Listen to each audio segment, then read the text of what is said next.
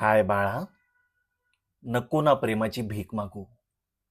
जर एखादं नातं टिकवण्यासाठी तुला तुझा सेल्फ रिस्पेक्ट बाजूला ठेवावा लागत असेल, तर ते नातं टिकवायच्या लायकीचं आहे का? नाही. समोरच्या व्यक्तीला तुझं प्रेम दिसतंय, तुझे एफर्ट्स दिसतायत, तुझे सगळे प्रयत्न दिसतायत, तुझ्या सगळ्या विनवण्या दिसतायत. तरी सुद्धा जर त्या व्यक्तीला या गोष्टीची किंमत नसेल, तर ती व्यक्ती तुझ्या आयुष्यात राहायच्या लायकीची आहे का? नाही. बरं, हे सगळं करून ते नातं मिळवशील, ती व्यक्ती मिळवशील, पण त्या व्यक्तीचं प्रेम तुला मिळेल का? नाही. बाळा, तू हे सगळं का करतेस? कारण तुला असं वाटतंय की ह्या नात्याशिवाय तू जगूच शकत नाहीस.